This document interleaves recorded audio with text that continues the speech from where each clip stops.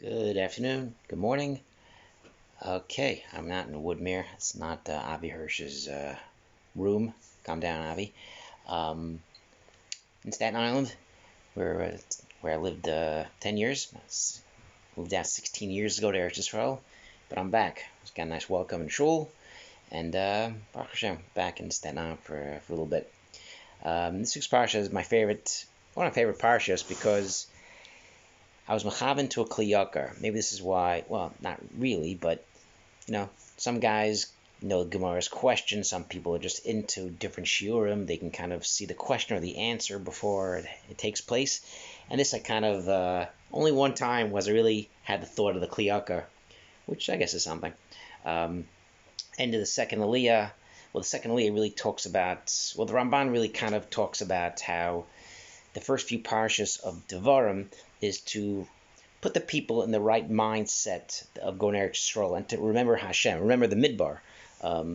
Moshe is saying all these things that didn't happen to them in last week's parsha. Remember this and that, this Avera, and the people are like, we were babies, we weren't born yet. I don't know what you're talking about, but the people have to have this kesher, and the point was up to Shema is to get the people to appreciate and remember Har Sinai, even though they weren't there. To remember the lessons. Moser Nefesh, the Neshamos were gone. To have this fear and this pachad, and the fact that they were chosen to Hashem, Karo Hashem Chol Karav, that they were close because Hashem chose them. They're close to Hashem, part of davening. So this is kind of the purpose of the first few parshos, and especially Sheni. These things that you've seen, they didn't see this. They saw it. So they had this kesher, this tie-in to Har Sinai, and that's something that we also, when we daven, is supposed to remember each day. Mechash Cholim Tuvo is remember in Shema, remember Hashem chose us, remember Har Sinai, Mitzrayim, all these things to get to davening. And there's a lot of Torah with davening, which we don't have time to get into, unfortunately. But the last pasuk in Sheni, Shema Tzchukav, as Mitzvosav, Shenoch Yitzaf Chayom, listen to the Hukim, the Torah that I'm telling you. It'll be good for you and your children. In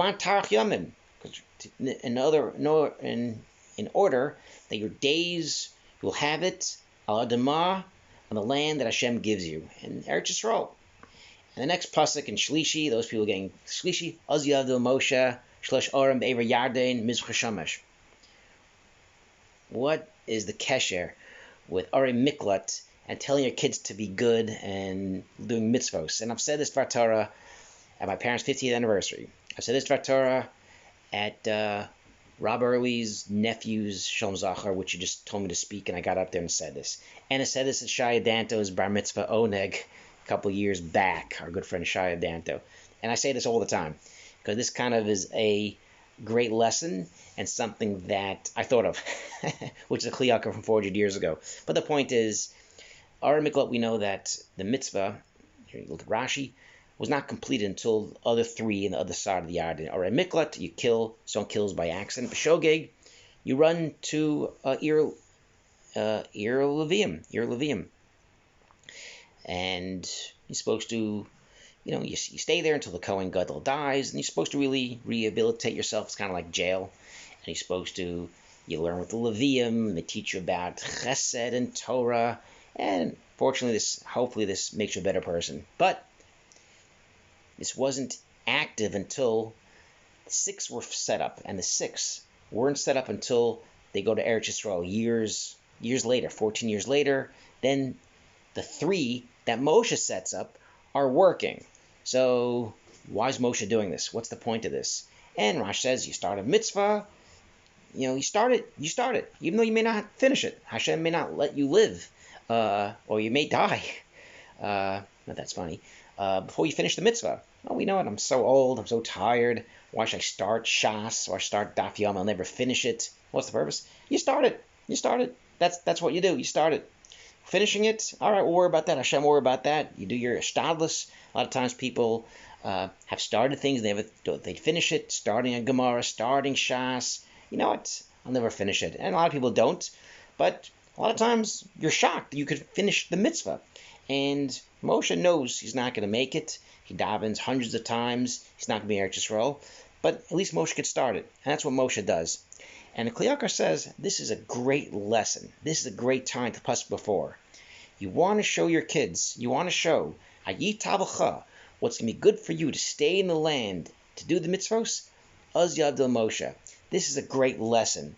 And one of the last lessons that Moshe does. Moshe doesn't say about Torah, Moshe doesn't say about other things. The lesson that Moshe gives when he finishes, it'll be good for you to do these mitzvos, he starts a mitzvah. And that's the most important lesson. That's something that we get from our parents, and we want to give it to our children.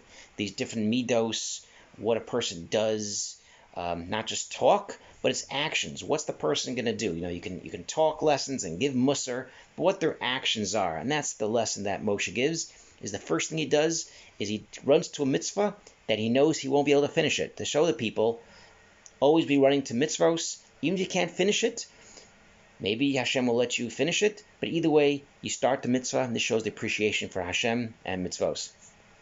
Shabbat Shalom from Staten Island.